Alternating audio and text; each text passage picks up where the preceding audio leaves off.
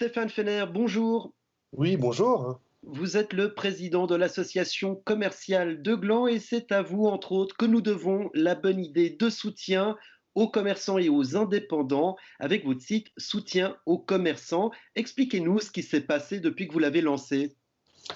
Alors, c'est un grand succès. Il s'est passé beaucoup de choses depuis que nous l'avons lancé. Donc, certaines communes nous ont rejoints en soutien pour donner un bonus aux commerçants, mais aussi un rabais aux acheteurs, aux clients potentiels.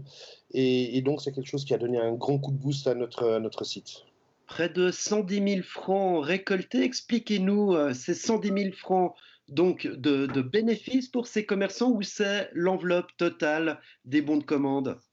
Alors, c'est ce qui va être distribué aux commerçants. Et à l'heure à laquelle je vous parle, on est en train d'effleurer, on est à quelques centaines de francs près des 120 000 francs.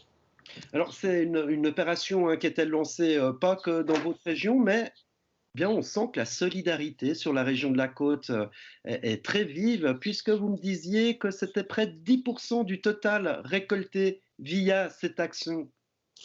Oui, donc ça a été lancé sur Fribourg par la Jeune Chambre internationale et les différentes branches régionales ont développé leur propre site et ils annonçaient il y a quelques jours qu'ils étaient à 1 million, que nous étions en fait tous ensemble à 1 million et avec nos 110-120 000 francs, on arrive à du 10% parce que j'imagine que chez eux aussi ça a évolué, les chiffres ont évolué. Tout à fait, hein, tous ensemble, on va pas Oui. chanter ça, mais finalement, ben, on est très proche de ça. Il y a aussi des enseignements à tirer hein, de cette opération. Oh, il y a énormément d'enseignements, oui.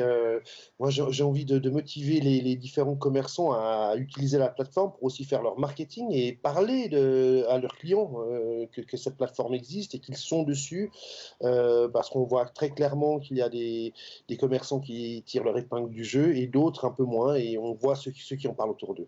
Il y a des gens qui n'osent pas hein, se marketer, ils ont peur d'utiliser finalement la crise pour profiter de ces offres commerciales.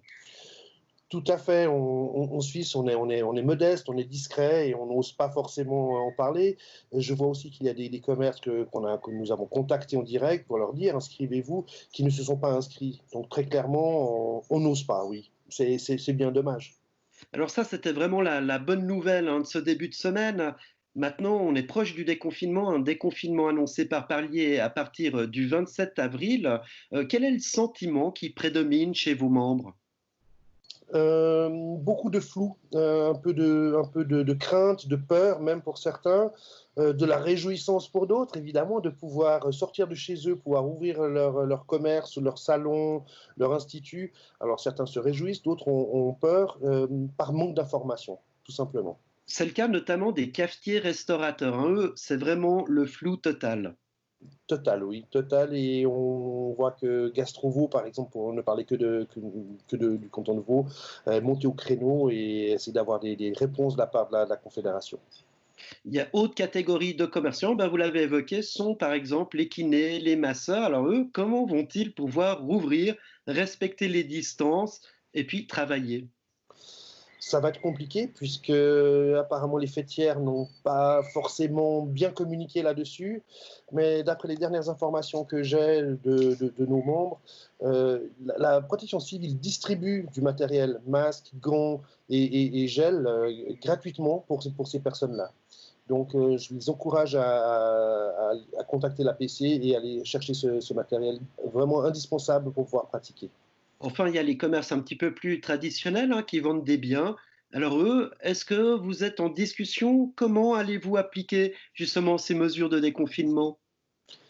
Alors, évidemment, ça va être une question de fréquentation, une personne à la fois ou deux, suivant la taille du commerce. Il y a des règles qui se mettent en place et c'est vraiment métier par métier. Chacun reçoit des instructions des différentes fêtières. Et voilà, ils doivent appliquer ça. Certains ont le port du masque obligatoire, d'autres pas forcément. Ça dépend, je crois, vraiment de chaque corps de métier. Finalement, quel est le message essentiel que vous souhaitez faire passer soit à vos membres, soit au nom de vos membres par rapport à cette date fatidique du 27 avril prochain?